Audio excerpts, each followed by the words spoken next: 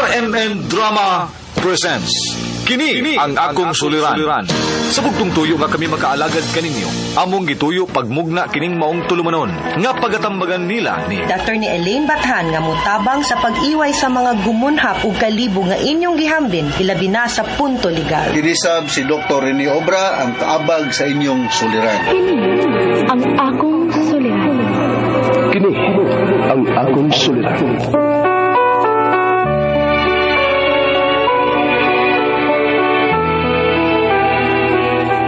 Sa atong pagkaymugso ng kalibutan, gikalawaan at ang daan sa atong suliran. Ang suliran mo'y kabahin sa itong inadlang panginabuhian. Aba na doon ay suliran nga dili mo mapasan nga ikaw ra.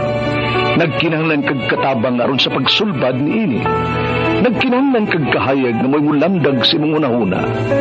Ug tungod ni ini, natawag kini nga atong tulumanon nga naguluhan. Kini ang akong suliran. Kini ang akong suliran. Mga minugbong duwa nga matapos lang sa usa ka hugna. Mga kinutlog gikan sa mga suwat sa mga minahal namong tigpaminaw.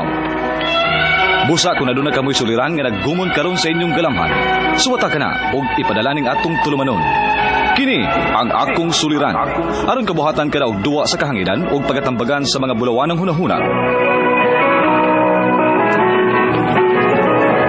Kini ang akong suliran. Kini ang akong suliran. Sinumat ni Teresa Tirul Soria, ubos sa direksyon ni Ingrid Miss Iver Tudaso. Dalit kaninyo sa RMN Drama.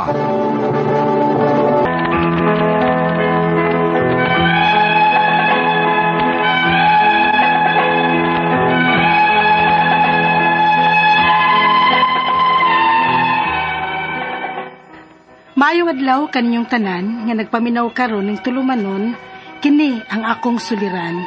Ilabin na niyo Dr. Rene Obra o Attorney Elaine Bathan. Ingon man sa mga artista nga maghatag og kinabuhi ning akong suwat suliran. Taguan ko ninyo sa pangan nga Lay, 45 anyos, minyo og may duha ka anak, taga Mindanao. Punto legal kining akong suliran. Kabahin kini sa naangkon nga yuta ni mama sa una, pinaagi sa foundation. Aron niyo hisabtan, ingon ini ang mga panghitabo.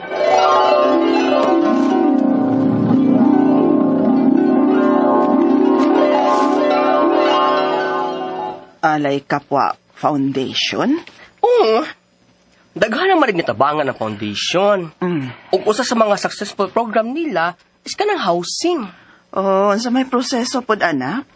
Kadtong mga nakatag-iya og dagko-dagko nga yuta nga dili kayang mobayad sa National Housing Authority, ang buhaton sa mong foundation kay mutabang sa bayad ani sa NHA.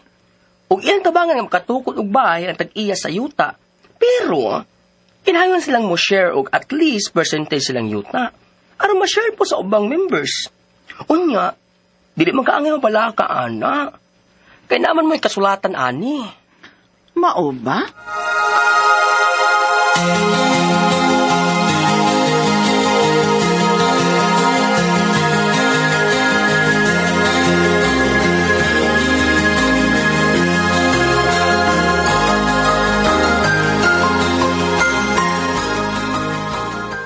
Naada ingon anak ma? Unak, og nalipay kay ko, kay bahala gamay lang nga yuta. At least, matukuran na tag atong kaugalingong bahay. Uy, unya, ang nakanindot pod kay hinay-hinayan ra og bayad ang foundation og dili sad kayo dako ang kantidad. Mao ba? May noon ma? Anya, unsa man, ganahan kang mauban ako. Kay karon man may maghimog kasulatan sa tag-iya sa yuta. Okay, sige ma, mukuyog ko.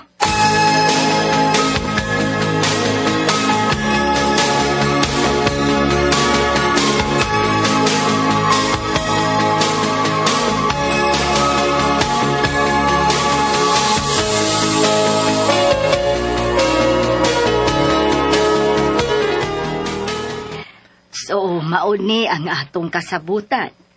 Doon namang ko'y 50 square meter nga yuta. Bali, i-share na ko ang 12.5 square meters sa akong yuta ninyo. Mao naman sab ni nasabutan namo sa foundation. Ay, sige. Maayo, nagyud kaayo na para nako. Okay, maghimo tag kasulatan ha, o magpinirmahay tang duha. Sige, ma'am.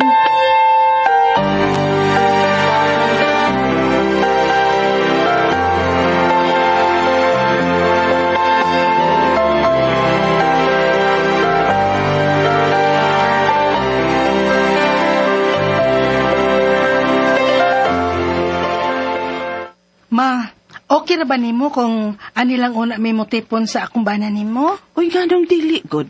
Kamaayo raman ana, nga magtapok ta din, he? Doon naman sad mi gipasugdan og himo nga bahay, ma. Gamay ra gud. Ang amo lang ba nga samtang gi-construct pa, anilang una mi tipon nimo aron dili na may mga abang pa. Uy, wala yun na kaso, nak. Mas malipay manggani ko kung anhin na lang yun mo nako, aron doon ako'y kauban. Salamat, ma, ha.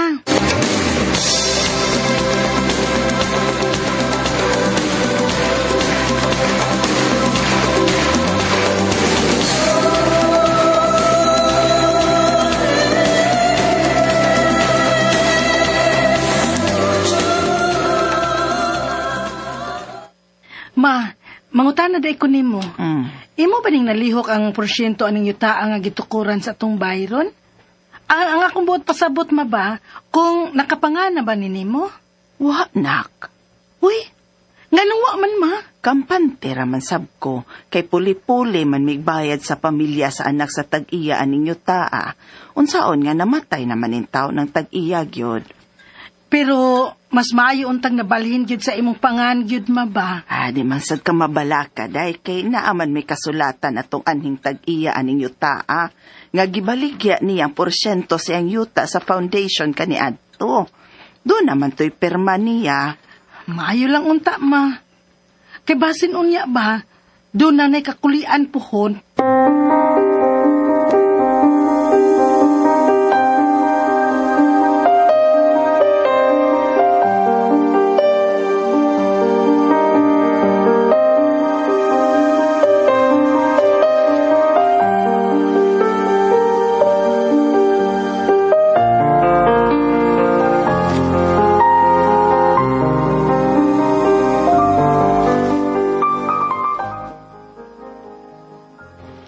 Salamat in town. Out na gyud na ko sa trabaho karon ug makapauli na gyud ko. Nga kung ba naman di ni nanawag. Hello, John? Hello, day. Day, pagdali, day, guli. Kay nasunog ang bahay. Unsa?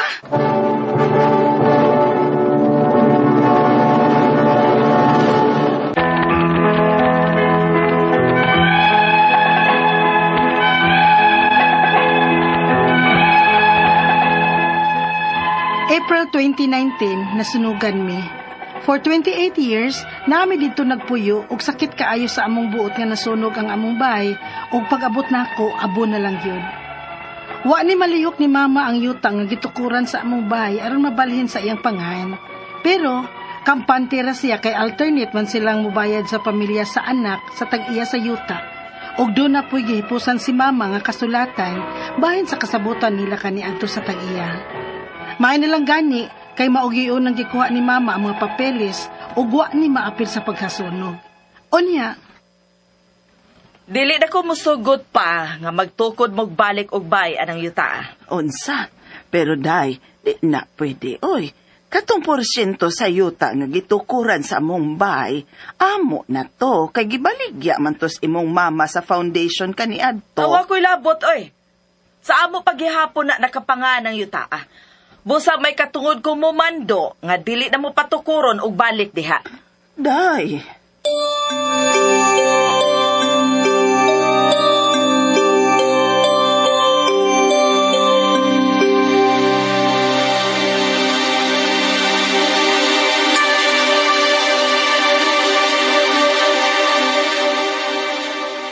Unsaon man ni nato, nakli? ma, mauna lagi na akong giingon nimo. Ay, pero sige lang, ako ning lihukon. Tingalig doon na patay mabuhat, ani.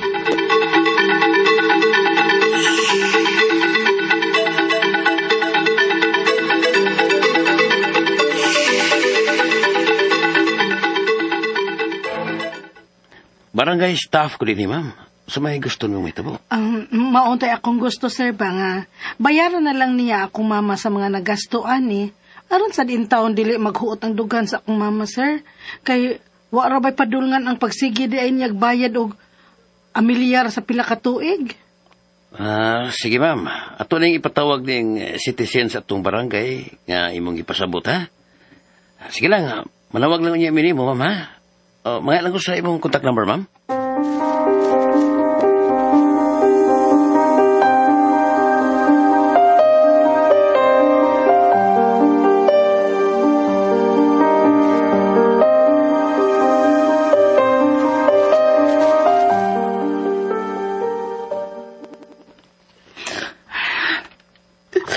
Sakitas buotan ng hitabo. Maayaw na lang kong kaguol diha.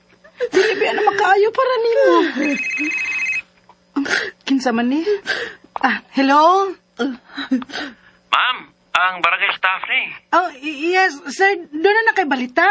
Ma'am, problema yun. Di man ko sila ang bayad, ma'am. Unsa, sir?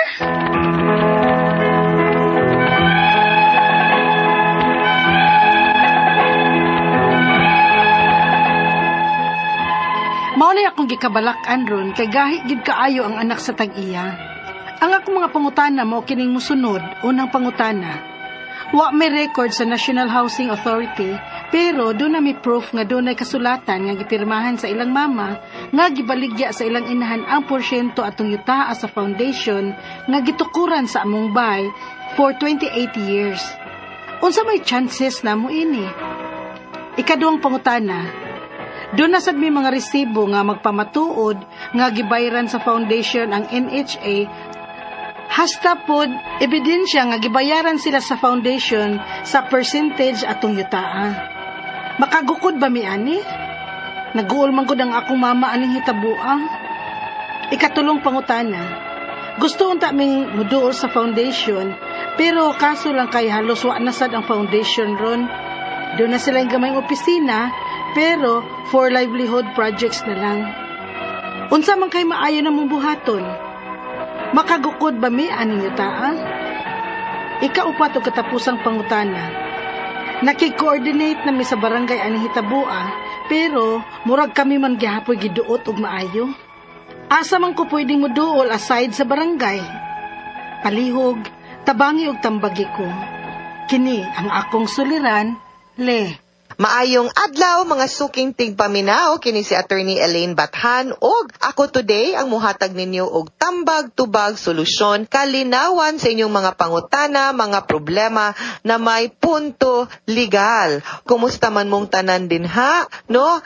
I hope no nga okay patang tanan din ha and I hope lang pod nga padayon na gyud mog paminaw pagsubaybay sa ato ang programa no? Maski unsang punto ha, punto medical ni Dr. Obra or punto legal kung si Attorney Elaine ang mo tambag. And kinsa tong na ay mga gustong mga pangutana, I've been getting messages sa ako ang personal nga Facebook account pero guys, adto gyud na nato ipadala please sa kini ang akong suliran official writers page ha. Ayaw lang kaayo. Ayaw na lang ipada din ha sa kanang kuan. Adto lang gyud ipada please no. Palihog sa ato ang Facebook account ngadto sa official writers page na to ha. Then sa pamani. Then of course no, I'd like to send a greeting to Elenita Kabatinga Ngibo. Attorney Elaine, good morning. Always good kong maminaw nimo kada udto sa imuhang program. Suliran diri sa Kanduman. Hala ma'am, taga Kanduman ka diri sa Kanduman, Mandaue City. Also to Anihelida Flores nga maminaw diha sa Campo Guadalupe, Carcar City. Sir Miss Sally Alfante Angela. Also ka daghan kaayo no. Daghan kaayo tang mga angay i-greet po dere. So thank you guys nga tanan for your likes and for all your greetings. Thank you guys ha. And letter sender nato karong adlaw kay Kasi may letter sender. Taga Mindanao, si Lay, 45 years old. Minyo na ay duha ka anak, kabahin ni sa yuta, sa iyahang mama, no? Naapo ni something to do with katong sa foundation. So, ani mo niya mga pangutana, guys. Wa sila record sa National Housing Authority, pero doon na kuno sila proof nga naay kasulatan nga gipirmahan sa ilahang mama nga gibaligya sa ilahang inahan ang porsyento atong yutaa sa foundation nga gitukuran sa ilahang balay for 28 years. Unsa joy chances nila ani? Okay, the best proof yun ha. I don't want nga masubo mo, pero wasad ko kibaw og unsa pod kalig-on ang inyong dokumento nga gikupan. Bottom line is this: kung ang tag-iya sa yuta ang foundation, no?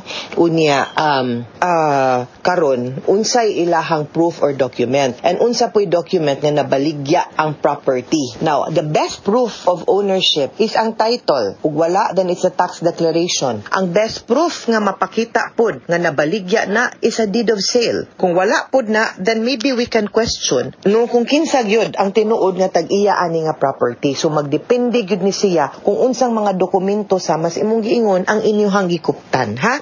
Ikaduhang pangutana, doon na sad may mga resibo nga magpamatuod nga gibayran sa foundation ang NHA. Hasta pod ebidensya nga gibayran sila sa foundation sa percentage atong yutaa. Makagukod ba mi ani? Okay, naguol manggod akong mama aning hitabua. Okay, pwede kaayo. Kay if there is proof of ownership nga nahuman, ownership, proof of payment nga mauni ang kasabutan, unya mauni ang bayranan, mauni ang nabayad, kani nga mga dokumentuha ba? Then I think pwede pod nato gyud na siya magamit to prove ownership, no? Sa yuta ngadto sa NHA.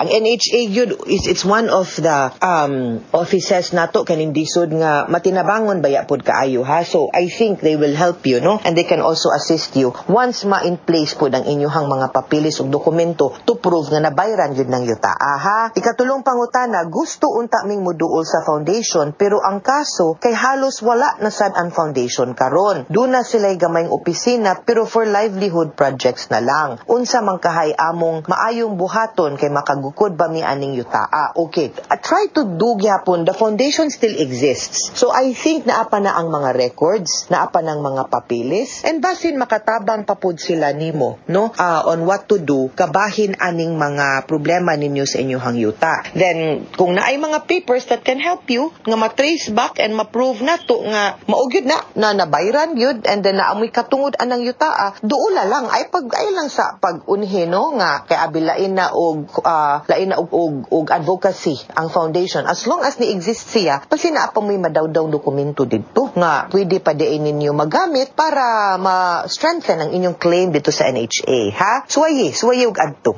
Ikaupat og katapusang pangutana, nakig-coordinate nami sa barangay aning hitabua pero murag kami man gihapoy giduot og maayo. Asa man ko pwedeng moduol aside sa barangay? I think you go to the foundation and the NHA. And then magkinahanglan gyud mga tagtambag adto gyud ta moduol og abogado, kumplituha sa nadaan ng inyong dokumento para matan-aw ninyo og malantaw ninyo kung complete ba ni siya og sakto ba ni siya, ha? And then you'll know what to do para ma-guided mo. Okay? Mga sukintig paminaw, hinaut unta nga naamoy nakutlo na pagtulunan karong adlaw. Kini si Attorney Elaine Bathan, daghan king salamat sa inyong pagpaminaw sa atong tulumanon. Hangtod sa sunod nga sugilanon din higapon sa tuang programa, kini ang akong suliran gikan sa RMN Production Center, Radyo Mo Nationwide. Tatak RMN, daghang salamat ug maayong adlaw.